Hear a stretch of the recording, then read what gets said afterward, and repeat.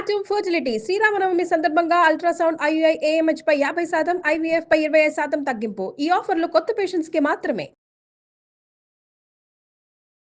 నమస్తే రమ్మగారు. నమస్తే జయ. కొత్త ప్లేస్ లో పడుకుంటే నిద్ర పట్టదు రమ్మగారు కదండి. ఇది చాలా మందికి ఉంటుంది. మీకుందా రమ్మగారు? ఉంది.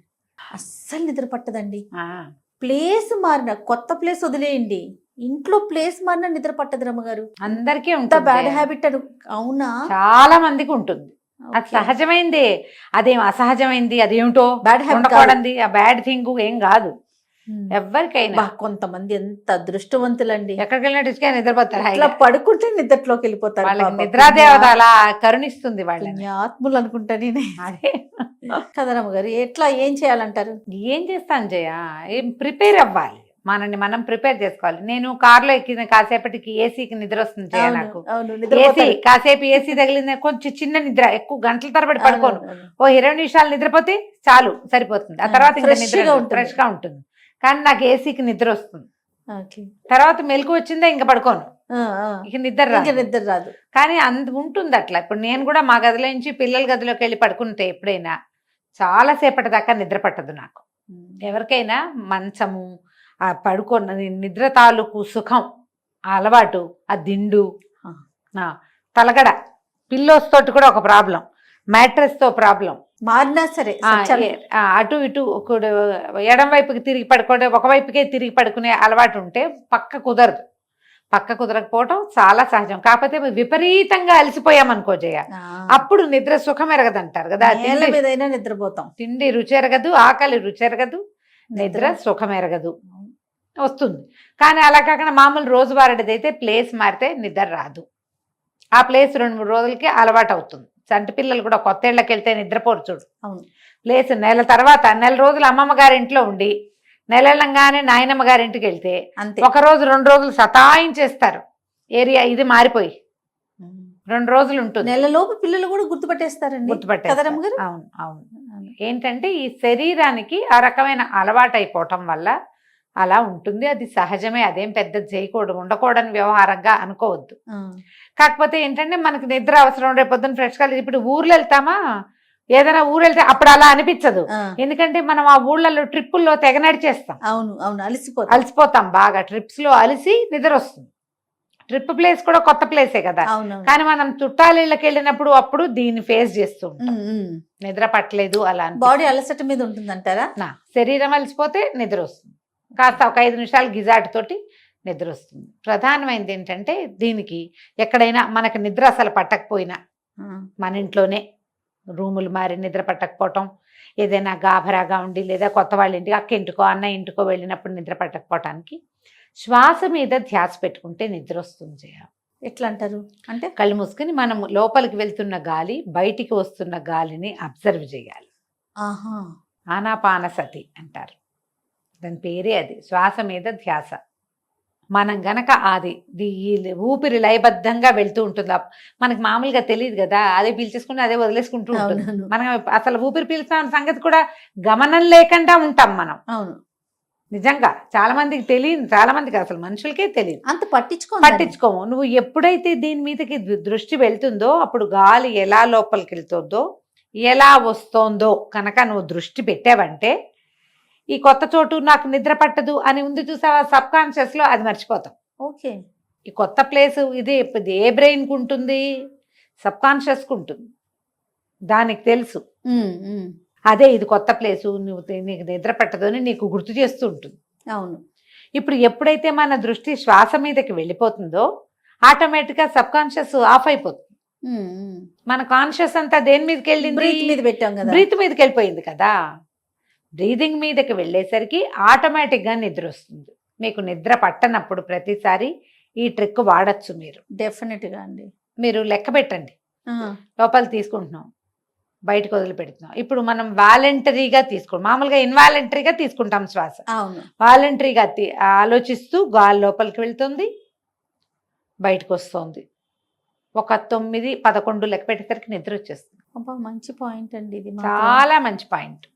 చాలా అంటే చాలా. మీరు ప్రాక్టీస్ లో ఉన్నారా? లేకపోతే ఇంత బాగా ఎలా చెప్తారు? అర్థమవుతుంది మీ ఎక్స్పీరియన్స్ నాకు జనరల్గా ఒక ఏజ్ వచ్చాక ఎవరికైనా కూడా కొంత వయసు వచ్చి వాళ్ళందరికీ అనుభవం ఉంటుంది. ఏ 1 గంటకో 3 మెలకు వస్తుంది జయ. ఓకే. ఇక నిద్ర పట్టదు. 2 గంటల పాటు మెలకుగానే ఉంటాను నేను. ఉండి పొద్దున్నే నేను 5:30కో 6కో ఎటాలేస్తాను, 7 దాటిపోతుంది. అందులో బాక్సులు కూడా లేదా ఇప్పుడు? బాక్సులు హడావిడి పాడు ఏం లేవు కదా, పెద్ద అయిపోయాం, పిల్లలు అదే. పెరిగిపోయారు, ఆ పనులు లేవు, పొద్దున్నే అవి చేయాలి. ఉంటే ఇంకా ఇంకంతే లేవాల్సిందే. ఈ 7ంటికి లేచినా నా పనులన్నీ సజావుగానే అవుతాయి, నా ఆ. ప్రాబ్లం లేదు. కానీ ఎర్లీగా లేస్తే ఇంకా బాగుంటుంది చూడు, అది నేను మిస్ అవుతూ ఉంటా. ఎందుకంటే నైట్ మెలకు రావటం. మెలకు వచ్చేస్తుంది.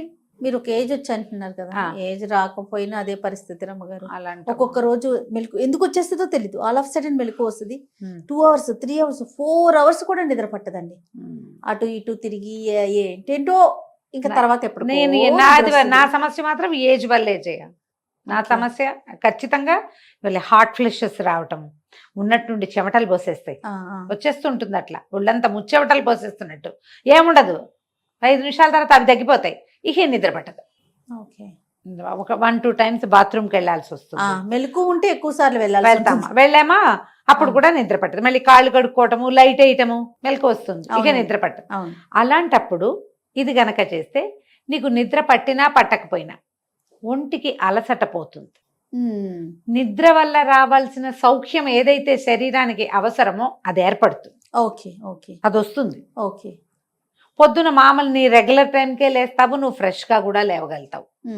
ఈ పని చేయండి తప్పకుండా. మంచి టిప్ అండి ఇది మాత్రం. ఎవరైనా ఇందులో అనారోగ్యంగా ఉన్నప్పుడు పిల్లలు ఏడుస్తూ ఉంటారు, పిల్లలు నసుకుతారు, చిన్న పిల్లలు అప్పుడు ఎంతసేపు మెలకు వచ్చేస్తూ ఉంటుంది, వాళ్ళు లేచేస్తూ ఉంటారు, మనం కూడా చచ్చినట్టు లేవాల్సి వస్తుంది. వాడికి మంచినీళ్ళు అంటారు, వాడి పాలు అంటాడు, పిస్ అంటాడు, ఇంకోటి అంటాడు, ఏదో ఉంటాయి, నిద్రే ఉండదు. నిద్రే ఉండదు చిన్నపిల్లలు అప్పుడు.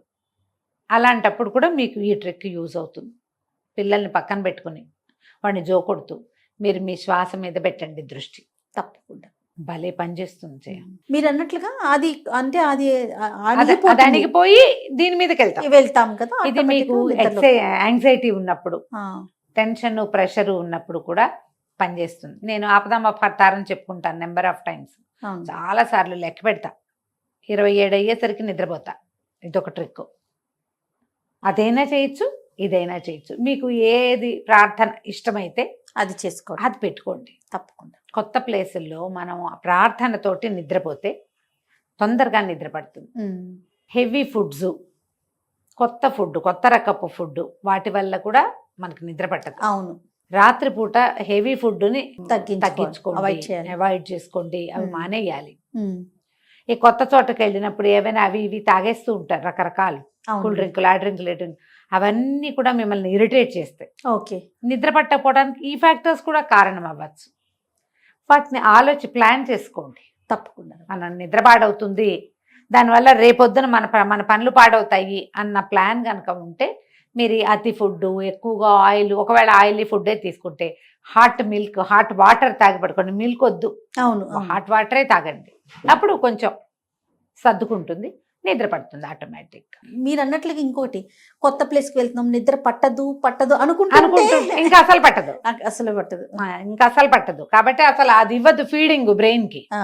మన బ్రెయిన్ అంతా ఫీడ్ మీదే పనిచేస్తుంది జయ, మనమే ఇస్తాం దానికి.